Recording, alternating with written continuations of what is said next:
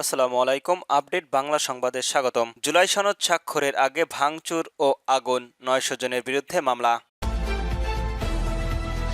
জুলাই হত্যার বিচার স্বাভাবিক প্রক্রিয়াতেই এগিয়ে যাবে বললেন অ্যাটর্নি জেনারেল। এমপিভুক্ত শিক্ষকদের কালো পতাকার মিছিল। সর্বশেষ জানিয়ে দেব, অর্ধশতাধিক কর্মী নিয়ে জামায়াতে যোগ দিলেন বিএনপি নেতা। শুনছিলেন সংবাদ শিরোনাম, এবার বিস্তারিত।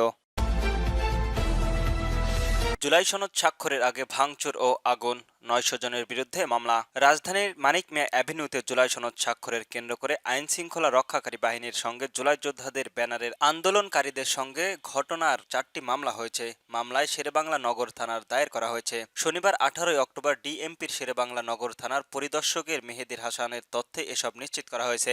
শেরেবাংলা নগর থানার সূত্রে জানায়, এসব মামলার বাদী পুলিশ। এর মাধ্যমে একটি মামলার বাদী একজন ট্রাফিক সার্জেন্ট, বাকি 3টি মামলার বাদী শেরেবাংলা নগর থানার পুলিশ। মামলার সব আসামি অজ্ঞাত। প্রায় 800 থেকে 900 জনের মামলার অজ্ঞাত পরিচয়ের আসামি করা হয়েছে। মামলায় এখন পর্যন্ত একজনকেও গ্রেপ্তার করা হয়েছে। গ্রেপ্তারের নাম রিমন চন্দ্র বর্মন। এর আগে শুক্রবার 17 অক্টোবর নিজেদের 3টি দাবি জুলাই সনদের অন্তর্ভুক্ত করার দাবিতে জুলাই যোদ্ধারা ব্যানারের একদল লোক মানিক মিয়া অ্যাভিনিউয়ের আন্দোলন করেন। পরে দুপুর 1:30টার দিকে সংবাদ ভবনের 12টা গেটে অবস্থান করা হয়।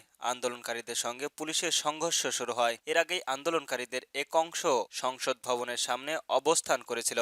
সংসদ ভবনের ভেতরে থাকায় অংশটি অনুষ্ঠান স্থলে যোগ দেয়। এক পর্যায়ে বাইরে থাকা অংশটি সংসদ ভবনের 12 নম্বর গেট ভেঙে ভেতরে ঢোকে। পরে ভেতরে থাকা অংশটির বাইরে চলে আসে। এই সময় আন্দোলনকারীরা পুলিশকে লক্ষ্য করে বোতল ও চেয়ার নিক্ষেপ করে। এরপরই সংঘর্ষের সূত্রপাত ঘটে। কয়েক দফায় পুলিশের সংঘর্ষের সাউন্ড গ্রেনেড ও টিয়ারশেল নিক্ষেপ করার আন্দোলনকারীদের ছাত্রভঙ্গ করার চেষ্টা চালায়। অন্যদিকে আন্দোলনকারীরা সড়কে আগুন ধরিয়ে ইট পাটকেল নিক্ষেপ করে। বিক্ষোভ চালিয়ে যায় তারা এভাবেই। এ সময় পুলিশের কয়েকটি গাড়ি ভাঙচুর করা হয় এবং সংঘর্ষের কয়েকজন আহত হওয়ার খবর পাওয়া যায়। জুলাই হত্যার বিচার স্বাভাবিক প্রক্রিয়াতেই এগিয়ে যাবে বললেন অ্যাটর্নি জেনারেল। পজিটিভ শক্তির ন্যারেটিভ অংশগ্রহণ করে জুলাই সনদ বানচাল করতে চাইলেও দেশ পিছিয়ে পড়বে বলে মন্তব্য করেন অ্যাটর্নি জেনারেল মোহাম্মদ আসাদুজ্জামান। সেই সঙ্গে সনদ বাস্তবায়নের দেরি হলেও জুলাই হত্যার বিচার স্বাভাবিক প্রক্রিয়ায় এগিয়ে যাবে বলে আশ্বস্ত করেন তিনি।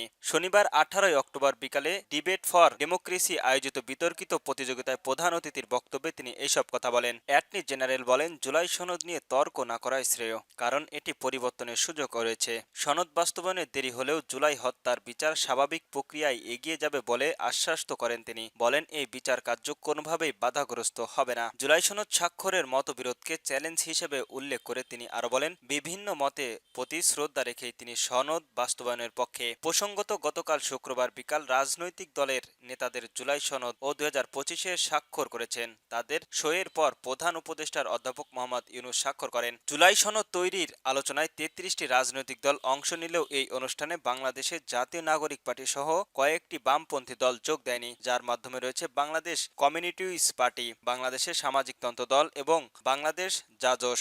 এমপিভুক্ত শিক্ষকদের কালো পতাকার মিছিল। মূল বেতন 20% বাড়ি ভাড়া ভাতা, চিকিৎসা ভাতা এবং বৃদ্ধি করে বেসরকারি শিক্ষা প্রতিষ্ঠানের জাতীয়করণের দাবিতে আন্দোলনরত এমপিভুক্ত শিক্ষক কর্মচারীদের কালো পতাকার মিছিল করেছে। শনিবার 18 অক্টোবর দুপুরে 12:15টার দিকে জাতীয় শহীদ মিনার থেকে মিছিল শুরু করে হাইকোর্টের সামনে কদম ফোয়ারা সংলগ্ন সড়কে অবস্থিত নিয়ে বিক্ষোভ করা হয়। গণ অধিকার পরিষদের সাধারণ সম্পাদক রাশেদ খান মিছিলে সংহতি প্রকাশ করেন। আন্দোলনকারীদের মধ্যে একটি অংশ শহীদ মিনারের অমরচরণ অসন চালিয়ে যাচ্ছে।